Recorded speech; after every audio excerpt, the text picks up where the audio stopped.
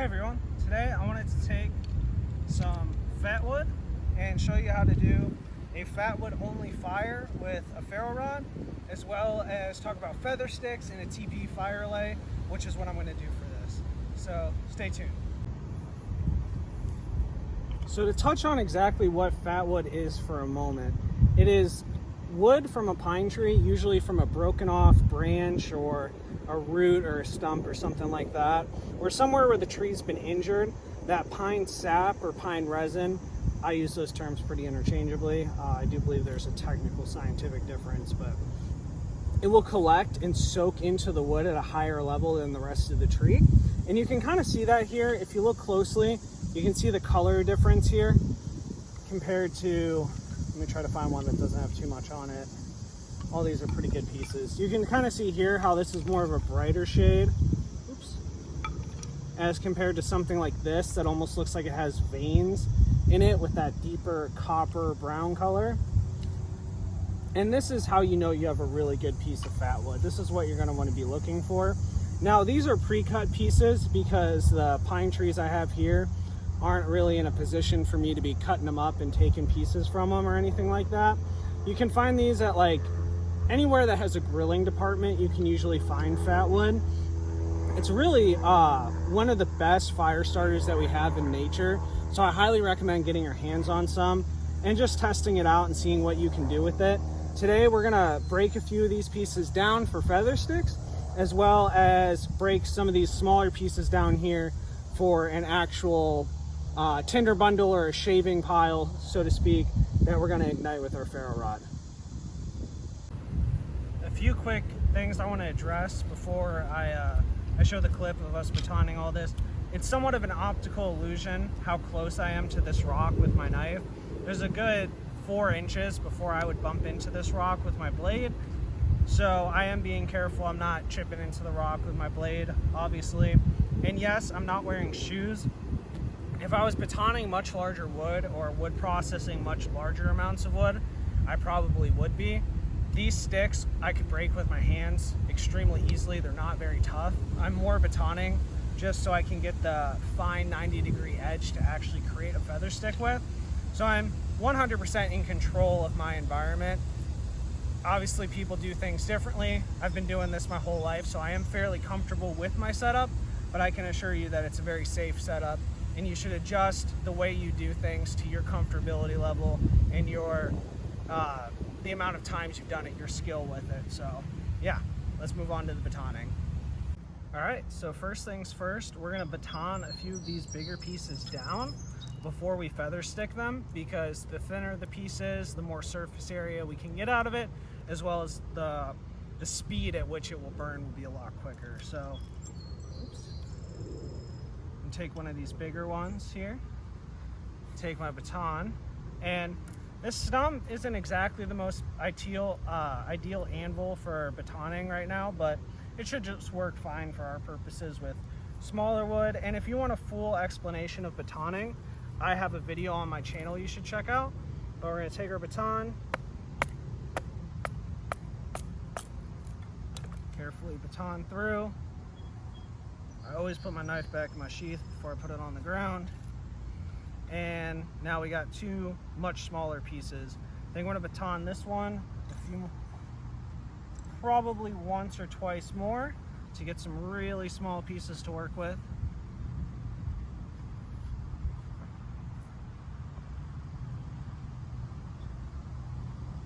Try to look for that natural grain split. Perfect. And if you can see here, we're really into the depth of the pine resin now. Do that one more time.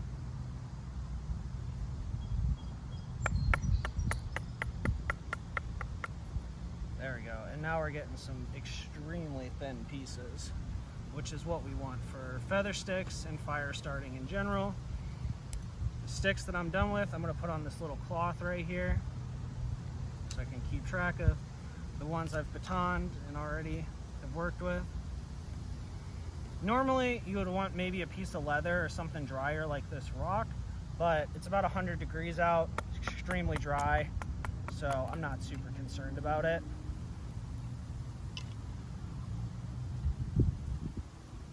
And we can put a few bigger pieces off to the sides, so we have some larger ones for our fire.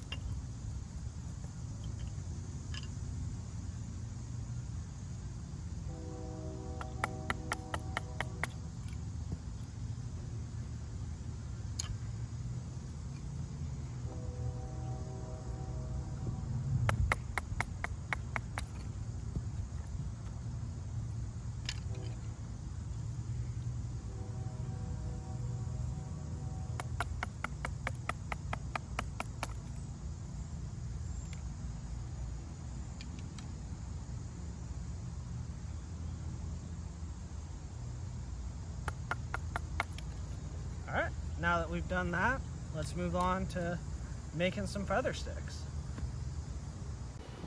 So now that we've batoned our pieces down, we're going to get started on making some feather sticks. So feather sticks are a really interesting thing. They help increase the surface area of the piece of wood you're using to help it ignite more quickly. I really like to have 90-degree edges on the sticks that I'm trying to create feather sticks from. And you can make these as fancy and intricate as you want. I'm just trying to get the job done today, so just gonna roll across. And you might have some fall off on your, and that's why I have this cloth here. But you just wanna curl that wood and really help expose the lower layers. And all of these shavings will definitely not go to waste. We can use these to help start our fire in the sense of using it for a shavings pile for our ferro rod. And you got to be gentle. You need a good sharp knife for this. And you usually break it off and you'll have something that looks very similar to this. Again, you can make these more intricate than this, but I'm really just trying to get the job done and not drag this video too far out for you, so we're not really going to go that route today.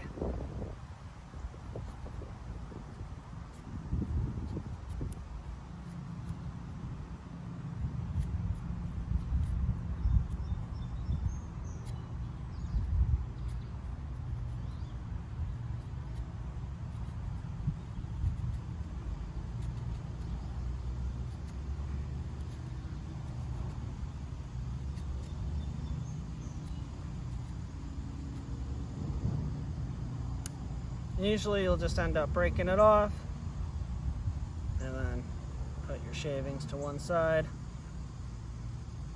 And you'll probably get some pieces like this that are just really small and a little too small to work with safely. I like to put those off because those are definitely going to be useful here in a moment.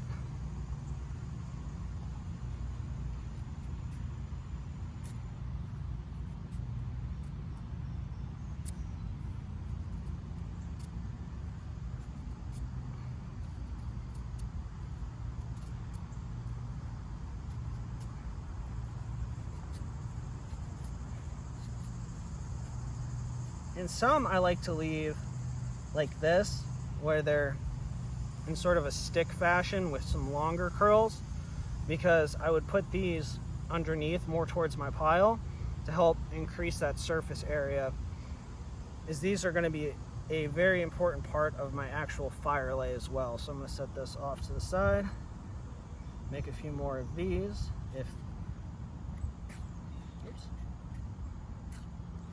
The stick's got some knots here. No big deal. We'll see what we can get it to do for us.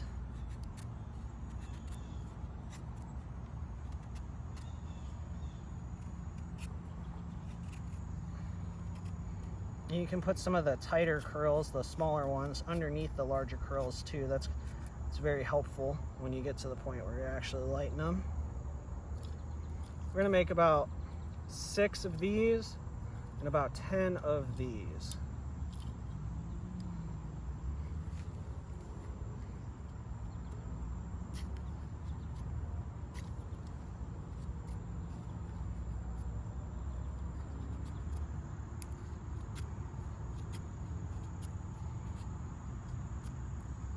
And you see, sometimes you get sticks like this that don't really want to cooperate with you. No big deal. We're just going to turn this stick into shavings.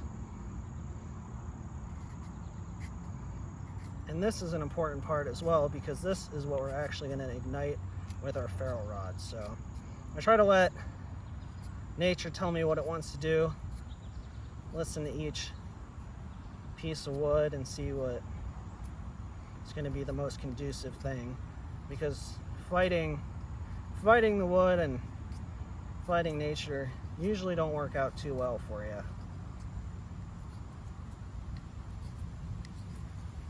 So we just slowly kind of beaver chew around and let the shavings fall and help build us up a nice pile. And we can get some bigger and smaller shavings. The smaller they are, the easier they'll go up. So you don't want to make the shavings you're going to use too big.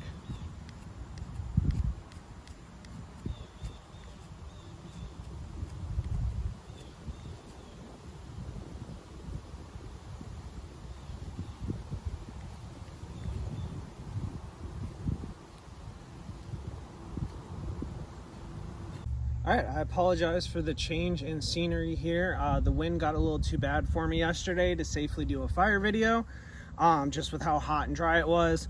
But I'm gonna get back at it today. And I just wanted to really touch on this because I don't feel like I did it enough yesterday. How you just slowly grind your knife edge over the top of your resinous wood to create your shavings pile. And this is key here because you want these as small, light, and fluffy as possible to take the spark from your ferro rod, because you ideally want to do this in one shot so you don't have to A, risk burning some of it out and restarting, or B, your fire not going, or C, obviously, is wasting material on your Ferrocerium rod. So I'm just going to really lightly shave. I'm putting no real pressure almost. I'm just letting the blade do the work. Quick little strokes.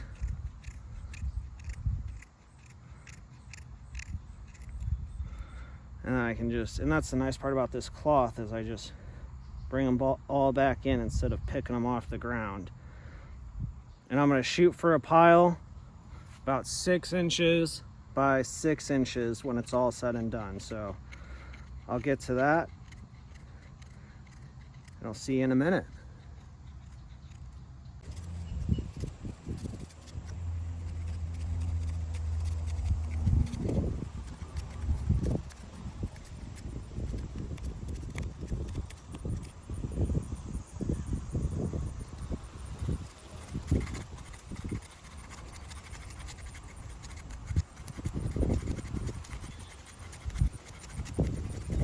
I just wanted to do a quick close-up on how I do these feather sticks.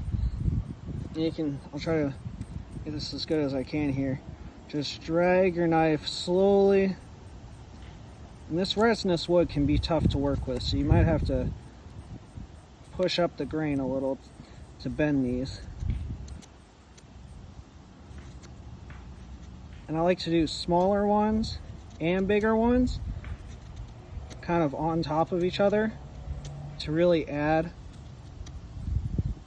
that texture and that surface area. And I tend to like the curls better compared to when they just come straight out. And I try to do a 360. Now on regular wood, I would try to let my knife do most of the work. This resinous wood doesn't really let me do that as much, so I'm doing a little more pushing than I normally would. But that's fine. You can see kind of starting to take shape.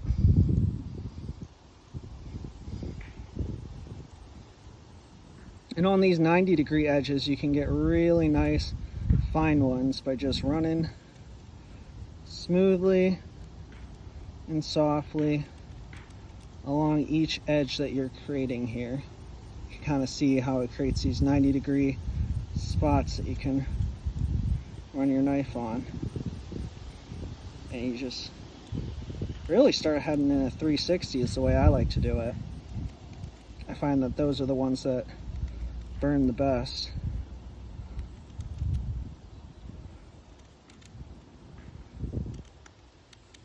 This isn't a super intricate one, this is just one to get the job done, but you can see it start coming together. And if I wanted to, I could put some more up here, down here, or I could do some that are the whole length of this wood. But again, being a resinous wood, that's a little more difficult with these, so I don't usually do that. All right, now that we got some of these done, give you a closer view on what that's gonna actually look like. Something like that, or something like that. And each of these is gonna be unique and different. You can spend more or less time doing these. It really depends on your conditions. If you have an extremely wet environment, something like that, you're extremely worried about getting a fire started, obviously you're gonna wanna put more time into it, create more surface area. Right now for me, it's about 100 degrees and bone dry, so I'm not super worried. This is what the half feather sticks, I like to call them, look like. A little more intricate, a little more shavings on those as compared to a big one, like one of these. But again, it's really about creating that surface area by just gliding your knife slowly down in a progressive motion. And these are those tiny shavings, which are what is really gonna take the spark and get this fire going. It's just an incredible amount of surface area with a lot of volume and space for air to get in and actually create the fire. And I have some other sticks here that we'll use as just regular Fatwood sticks to get the fire going. So let's get started. The way I'm going to be able to do this and also demonstrate all of the aspects is going to be to have my actual shavings over here, and this is just a little shavings pile on a rock here to build my Tipi fire lay around. To get started with the Tipi fire lay, I'm going to take my half feather sticks that I made here and just kind of place them in a way that creates a little bit of volume for the actual Tipi to exist upon. And that's the main reason I like to do these, because it can be somewhat of a balancing act. And I'll throw some shavings in there too to give it. I'm being a little lazy with how neat I'm being here because I'm not super worried about conserving resources in my backyard, but if I was out in nature or something like that, I would be a little more careful, a little more neat, but that's not really necessary today, so we're not going to waste our time with that. And to get the feather sticks around, to create what's called the Tipi fire lay, is simply build a Tipi style structure with your feather sticks. It's going to provide ample space and surface area for your fire to get started. And it's alright if they're kind of stacked on top of each other. That's what you want. You want there to be a lot of little gaps, a lot of airflow, but also a little spot where your shavings can get mixed in. And I'll just stack those on top, it won't hurt. And now, to get started with this, I'm going to come off here on the side.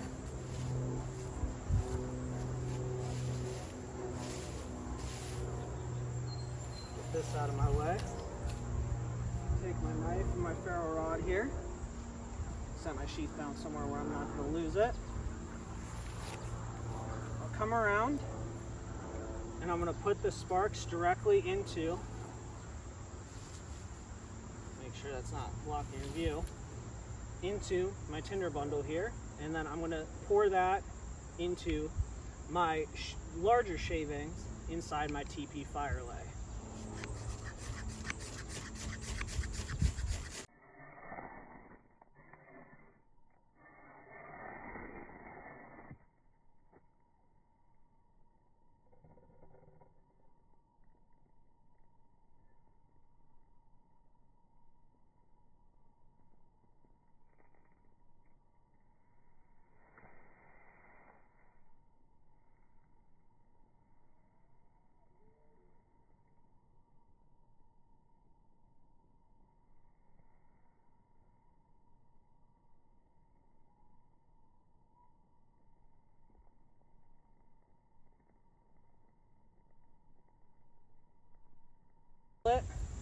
unsheath our knife real quick. Let that get burning, kind of coagulate on itself here. And I'm gonna start placing that towards.